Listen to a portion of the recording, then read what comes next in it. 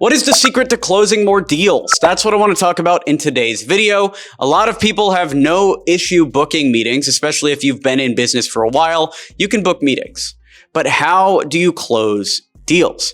That is the question. That's the question of the day, and I've got the answer of the day for you in 1 second. But before we jump into it, make sure you like this video and subscribe for more content like this. What is the secret to closing more deals? I know you might be expecting me to give you like the closing statement that's going to lock them in every time, or you want me to tell you how to phrase your exact pitch to get them interested in your service, or how to price in the ultimate way. You know, you should have a 7 at the end of your pricing in order to lock them in every time. But really, the secret to closing more deals is selling something people want at a price they can afford to people that can afford to buy it. That's it. If you're trying to sell a $50,000 website to a small business that only has a $500 budget, it doesn't matter if you are the greatest salesman in the world, you're not going to close enough deals. It's not going to happen. They just literally don't have the money. You could try to organize financing for them and try to make that happen, but then you're just trying way too hard. I would rather you just talk to somebody that has the 50K for the website and make it happen. And actually, all 3 of these points should be broken down in detail if you want to figure out how to increase your close rate. So let's start with the first one, which is sell something people want. Stupid easy to say, stupid difficult in practice to implement. I've seen all sorts of indie makers on Twitter that have built things like Amazon readers for your phone, or the 12,000th copy of an AI first lines writing tool, or another Twitter banner creator. And nobody wants that stuff, bro. They struggle. These creators struggle to hit their first $1,000, $2,000, $10,000 in revenue, and selling is hard, and they think they hate marketing. That's what it is. There's memes all over indie maker Twitter all about how, you know, it's coding day and it's so fun, and then it's marketing day and it's so not fun.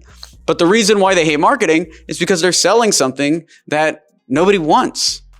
And they know it deep down, whether they admit it or not, they know it, because if they knew that what they were selling was highly valuable to a certain group, they'd be more excited about it and they would push it harder. And that's the difference between the indie makers, like the guys at Tweet Hunter that are crushing past 50K a month, 60K a month, and the people like unnamed people that I'm referencing that are unable to even get $1,000 a month in MRR. The easiest way to sell something people want is to find a business that's highly successful and do your own version of what they do. And when I say highly successful, I don't mean look at Tweet Hunter, which is making like 50K a month, and try to clone that.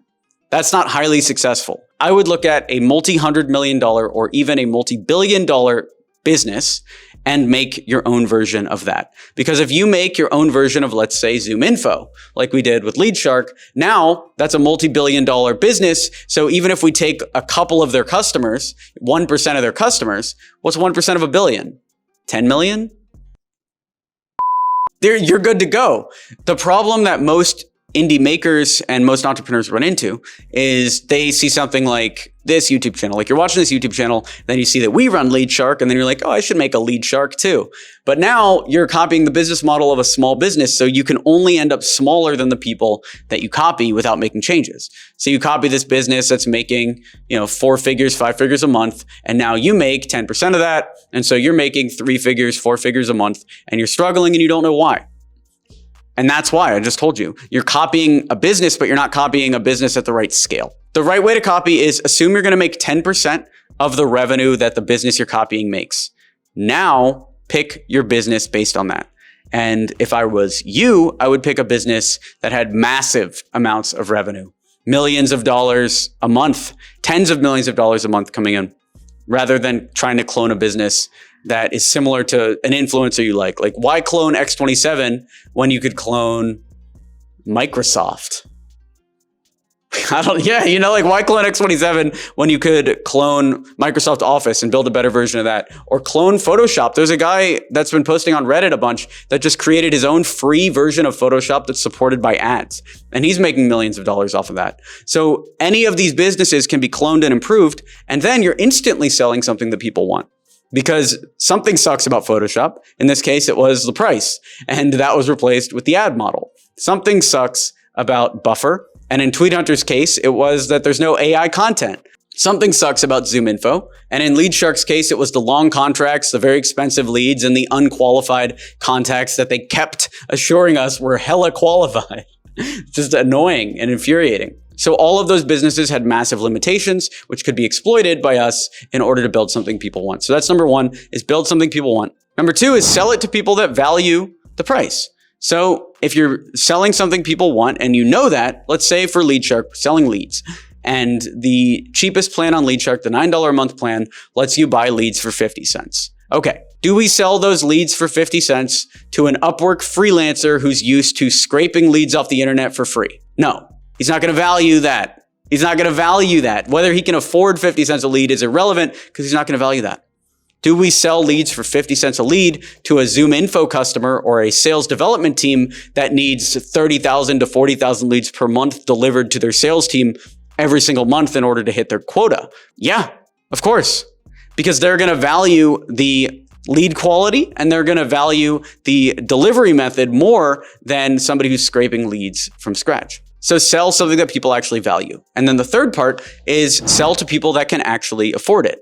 So for instance, let's say we have LeadShark and we have 50-cent leads and we're selling them to sales development companies. Now we sell to people that can afford it. Do we want to sell to sales development companies that are broke, that can barely invest $3,000 a month in sales?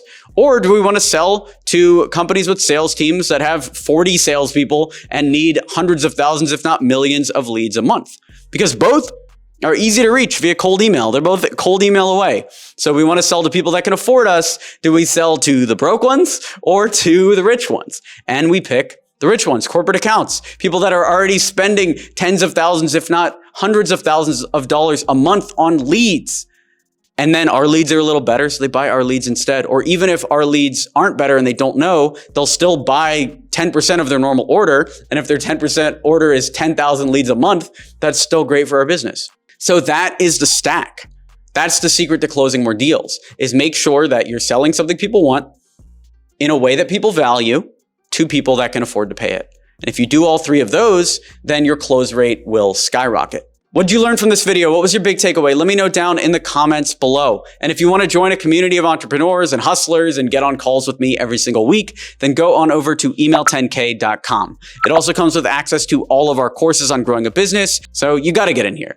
Go on over to email10k.com right now. Thanks for watching the video. Be sure to smash that like button to encourage this type of content on YouTube. Subscribe for more videos like this, and I'll talk to you soon. Thanks for watching. I'm Alex Berman.